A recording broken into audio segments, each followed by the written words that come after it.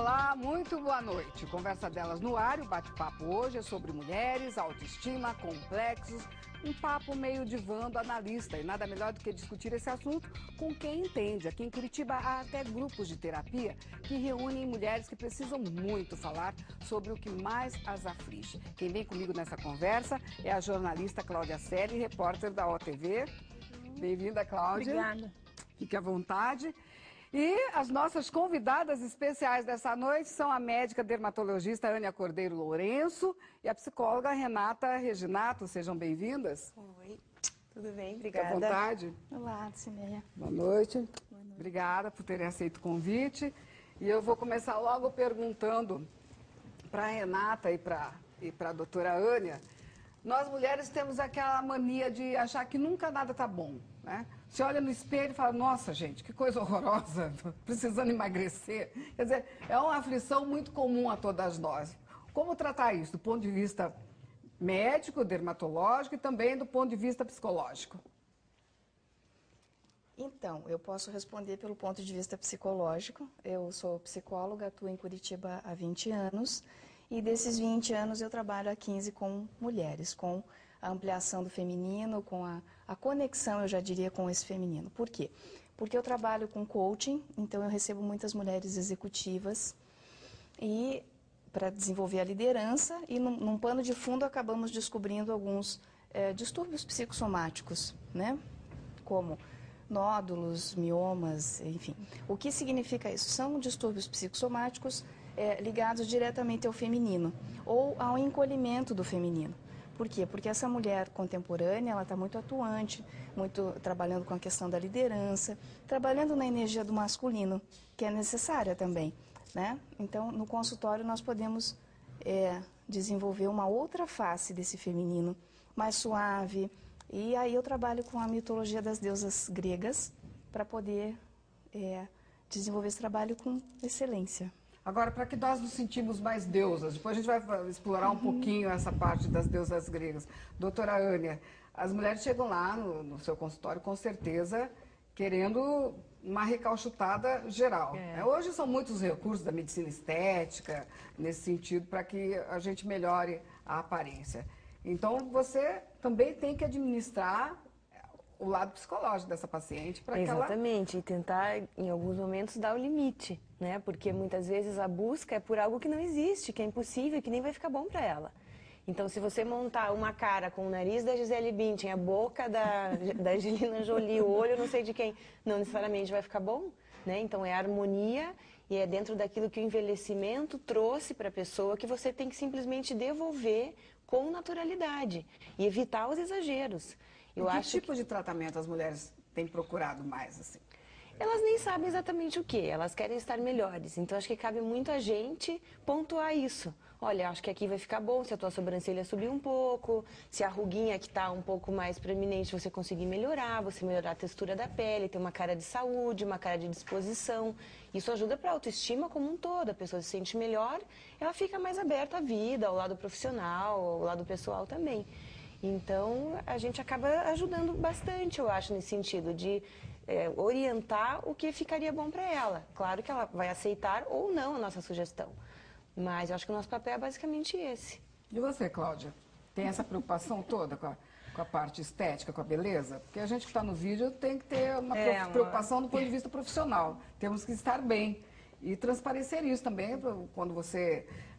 dá uma notícia, produz uma notícia, não é? Uma coisa que eu acho engraçada é que normalmente assim, as pessoas assistem uma matéria tua, a primeira coisa que falam, às vezes antes de dizer até, nossa, ficou boa a matéria, como você estava bonita, ou, teu cabelo estava meio estranho. Eu falei, gente, o pessoal repara nisso às vezes, né? Então, como a nossa imagem é importante também, a gente fica muito na vitrine. Fica muito na vitrine mesmo. Você pensa, não, em vez de elogiar, né? Falou isso, falou aquilo e tal.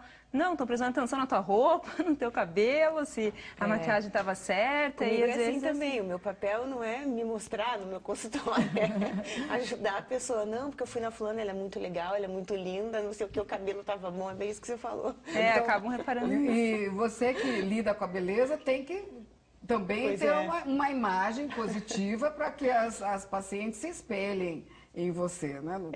Elas me perguntam o que você está usando. E você, Renata, Sim.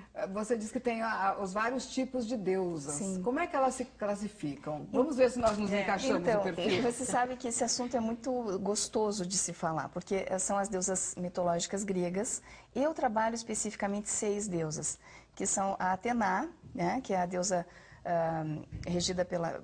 A mulher, digamos assim, regida pela deusa da sabedoria, então é uma mulher mais executiva, mais voltada para questões da educação, vive muito bem no meio corporativo. É um feminino que não se ocupa muito da questão do casamento, da maternidade, ela é mais um protótipo mesmo da mulher executiva. A Artemis, que seria a mulher mais regida pela deusa das matas, né? Então é uma mulher assim que gosta da natureza. Ela também não prima muito pela questão da família ou dos filhos. Ela é assim uma mulher, até diria solitária, gosta e vive bem com a questão da solidão. Despojada. Mais despojada, isso. Afrodite, que seria o arquétipo da mulher regida pela deusa do amor e da beleza, né? Então são mulheres assim muito charmosas. Marilyn Monroe era uma típica Afrodite, né? Então, muito charmosas, muito, assim, geralmente são mulheres que não se casam, ficam namorando por muito tempo, ou às vezes até pela vida toda, né? E são mulheres que têm uma visão de mundo voltada para a questão da estética, né? Para a questão do amor da existência mesmo. Perséfone, que seria um arquétipo da mulher regida pela deusa assim, mais mística, mais esotérica, é uma pessoa que lida bem com essa coisa do oculto, né? Então, assim, é bem interessante. Hera seria o arquétipo da mulher tipicamente voltada para o casamento. Então, uma mulher que a gente sempre dizia assim, Margaret Thatcher seria um arquétipo da mulher Hera. É a mulher que está, assim, sempre por trás do homem, né? Ou que já é bastante atuante, assim, mas prima muito pela questão da família e do casamento.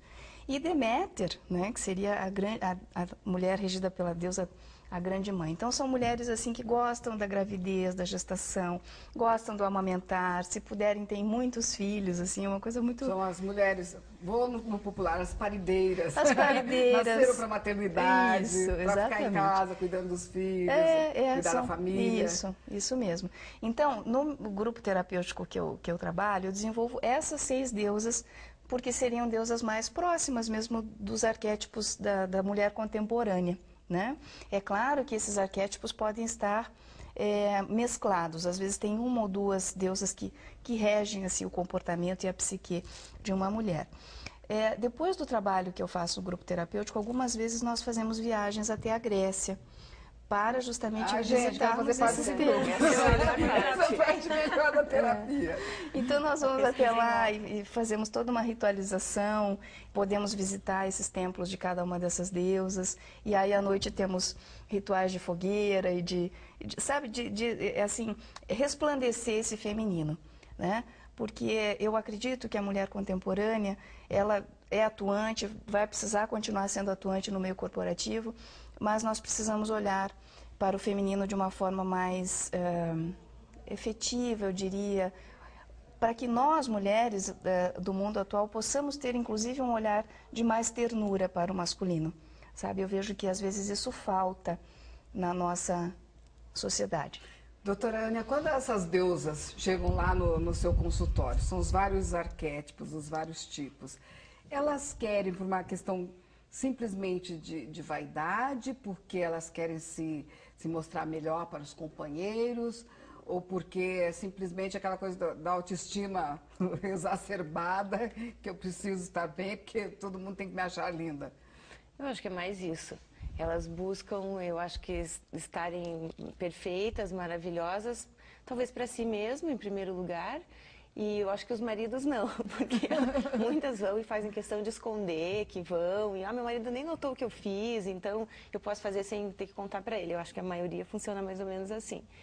E acho que a mídia acaba influenciando, né? Muito, o que saiu na revista, saiu uma novidade que fulana fez, uma atriz ou uma personagem conhecida, fez tal tratamento, você já tem, isso é novo. Eu acho que essa busca por muita coisa nova e para estar sempre bem. E há também aquele mito de que a mulher se arruma para se exibir para outras mulheres. Eu acho que Vocês acham que é isso também? Um pouco acho que tem. Sim, eu o acho feminino que se também. espelha, não é? Nós nos acho que espelhamos tem umas nas muito outras. disso, muito. É.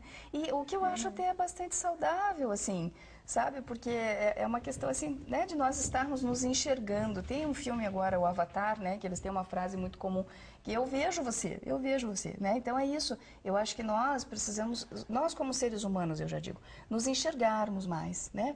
Então, o meu trabalho, ele é muito mais voltado, obviamente, assim, para uma questão do autoconhecimento, para uma questão da interiorização, quer dizer, de um fortalecimento desse feminino internamente, ou seja, de criar referenciais de segurança, de novas liberdades, de novas possibilidades mesmo, internamente, para que essa pessoa não fique assim tão dependente, às vezes, das questões do externo, né? A gente acaba se perdendo um pouco, às vezes, parece, né? Sem a referência mais. Sem cuidar do eu, né? Muito exato. exterior mesmo, às vezes. A gente perde um pouco, assim, o que é o feminino, o que é a mulher. A gente pensa muito agora no estereótipo, né? O que, tem que trabalhar, tem que também ter a família, tem que ter tudo, mas...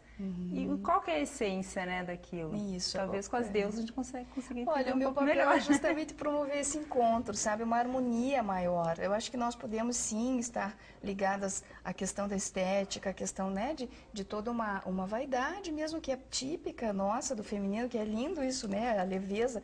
Nós somos o charme das relações, digamos assim. O feminino é muito essa suavidade, né? Podemos sim estar nos ocupando dessas questões, mas não de uma forma escravizadora, né? Eu acho que é ter um eixo próprio, um eixo interno que norteie esse tipo de manifestação no mundo, né? Mas vamos discutir um pouquinho mais esse assunto no próximo bloco. O Conversa Delas volta já já.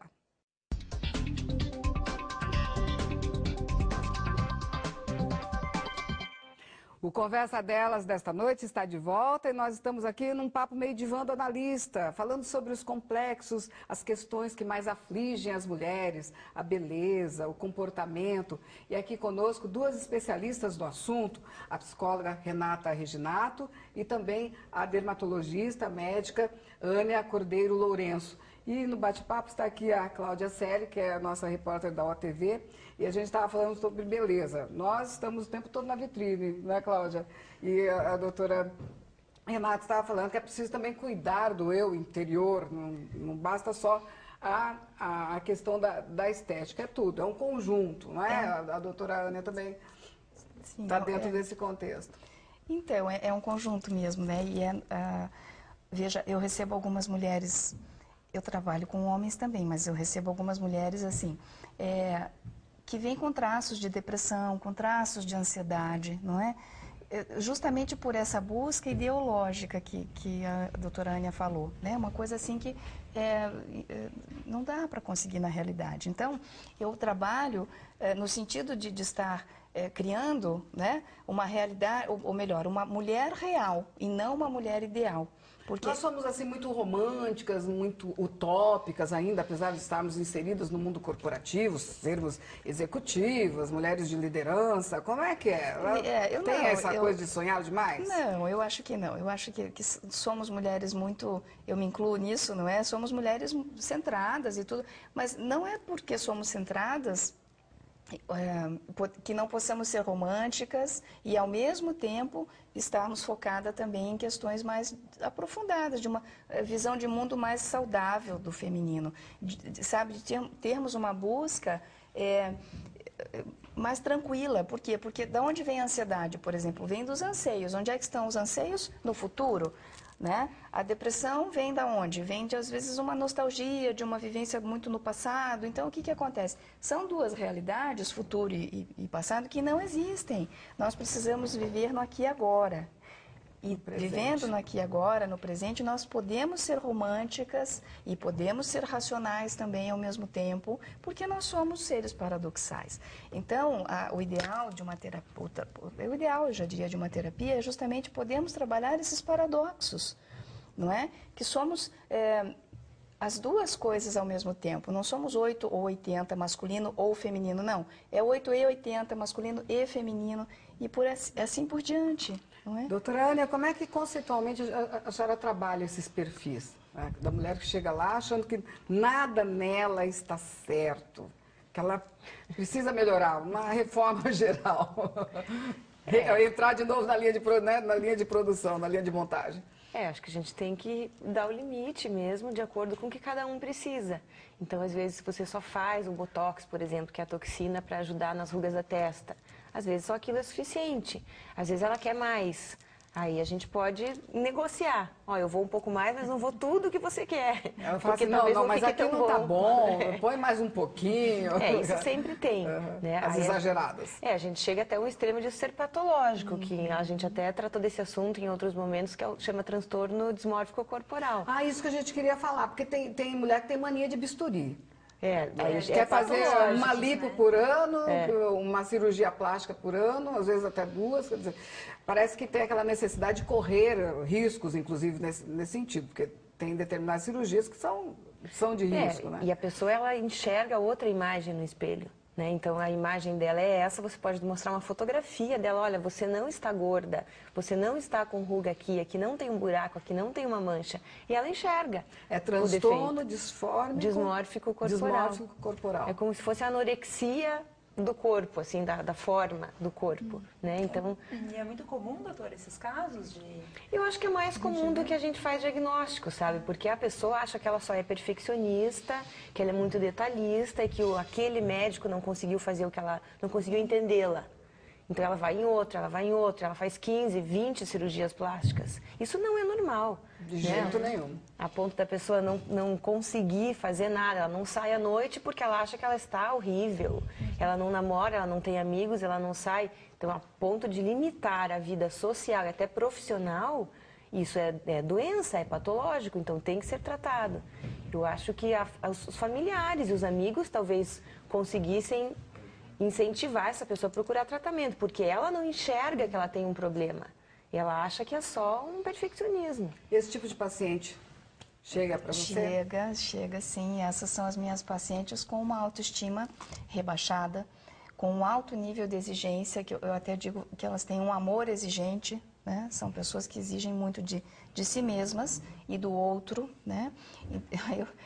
Desculpe a expressão, mas viram um saco sem fundo, não é? Nada é suficiente. Então, elevar a autoestima de uma mulher vem no sentido também de trabalhar um senso de suficiência, sabe? Tem coisas que são suficientes, só isso, tá bom. Mas para ela entrar nesse senso de suficiência, ela precisa ter uma autoestima elevada. E isso é um processo, né? Eu sempre digo, na terapia não é um ato, é um processo. Porque é todo um reescrever dessa história pessoal, né? Eu acho que uma das coisas que eu mais recebo, das queixas que eu mais recebo é justamente essa autoestima que precisa ser elevada, precisa ser trabalhada. É uma autoaceitação, né? Um concordar um pouco mais com a sua forma de funcionar, de ser, né? Se aceitar mais. Se aceitar se mais. Amar mais. E justamente. É aquela busca pela felicidade que parece que nunca chega, né? Tem aquilo que a gente tem hoje de... A gente tem que ser feliz, mas... E busca, às vezes, isso fora, quando aquilo está dentro de você mesmo. Acho que é uma busca meio incessante, assim, tem aquela noção que a gente tem hoje, assim, não, a gente tem que ser perfeita, tem que ser feliz o tempo todo, mas... Quem é feliz o tempo todo? Sim. Não é assim, né, que funciona. Quem consegue. É uma super mulher, né? A mulher idealizada, né, que eu procurei falar no início. Então, como chegar a esse senso de suficiência, uma gratidão maior, eu diria até pela existência, né? Pelos pais, pelos nossos ancestrais e por aí vai, de modo que possamos ter mais tranquilidade para viver o dia a dia. Eu acredito que uma cirurgia ou um trabalho, né, como você faz, é maravilhoso. Só que precisa ter uma base né, de trabalho emocional para que a pessoa possa se satisfazer com os resultados que você pode promover, não é? Eu vejo muito isso, que chega um ponto que nada basta, né? Elas acabam fugindo de mim daí, porque eu não tenho mais o que oferecer. E em outros momentos eu fico muito feliz porque quando elas estão muito deprimidas, ou após um divórcio, ou uma perda, quando elas estão começando a melhorar, quando elas, sabe, querem melhorar, finalizar, melhorar mais ainda, elas vão e isso ajuda, né? O de Autoestima, dentro né? para fora ajuda, mas o de fora para dentro também ajuda. Ajuda As duas bastante. coisas têm que estar juntas, né? Ela tem que ter um equilíbrio. Exatamente. Entre o interno e o externo, Exatamente. o visual e o que vai na alma dessa pessoa, no emocional, no psicológico. Né? Sem dúvida. Quando ela chega com esse transtorno lá, e de imediato, pela sua experiência, já percebe. E eu vejo alguma que coisa não vai bem. Eu tento ajudar, mas eu acho que eu precisaria talvez trabalhar mais próximo a uma psicóloga, porque chega um momento que daí elas escapam, porque eu não vou poder oferecer aquilo que elas desejam, porque é uma coisa impossível. Daí elas vão em outro, elas vão em outro. Às vezes alguns colegas comentam: ah, sabe a fulana que foi em você? Porque um fica sabendo e a coisa vai, eu fui lá, né? ela não fez direito que eu queria. E elas mentem, elas escondem, é muito... Você percebe, mas é difícil você mostrar para ela que isso é patológico, que ela não busca só uma correção pequena de um defeito, que ela está enxergando uma imagem deformada, né? Ela não tem uma noção do que ela realmente é. Tem essa busca interna, eu acho que entra nesse momento, ela precisa de tratamento, né? Você veja que é um feminino ferido, não é? É um feminino ferido, assim, que quando eu falo feminino, eu estou falando de psique, eu estou falando do interno, né? Não necessariamente só da mulher. Então, assim, é um feminino ferido que precisa ser olhado com mais ternura. Primeiro por ela mesma, né? E aí ela vai conseguir olhar a existência e as pessoas com quem ela convive de uma forma menos exigente, mais terna. É entrar na suficiência. Eu acho que é um pouco difícil para os médicos entrar nisso, porque elas têm muito preconceito ainda com relação à psiquiatria, à psicologia. Eu não estou louca, eu não preciso de tratamento, né? Eu só quero que você ponha mais um pouquinho. Eu quero uma cirurgia, não quero. Eu não preciso disso, né? Então esse ponto, talvez a gente precisasse saber lidar melhor para fazer com que ela perceba que ela precisa de um outro tratamento. Resistência. Você veja que a fala, né, de que eu tô aqui na sua frente, mas eu não sou louca, né? O louco, né? Eu costumo dizer assim, né? Olha, o psicoterapeuta, porque a pessoa me elege como psicoterapeuta, ótimo, então eu tenho como trabalhar. Aí o que acontece? É como se ela chegasse dentro de um copo, não é?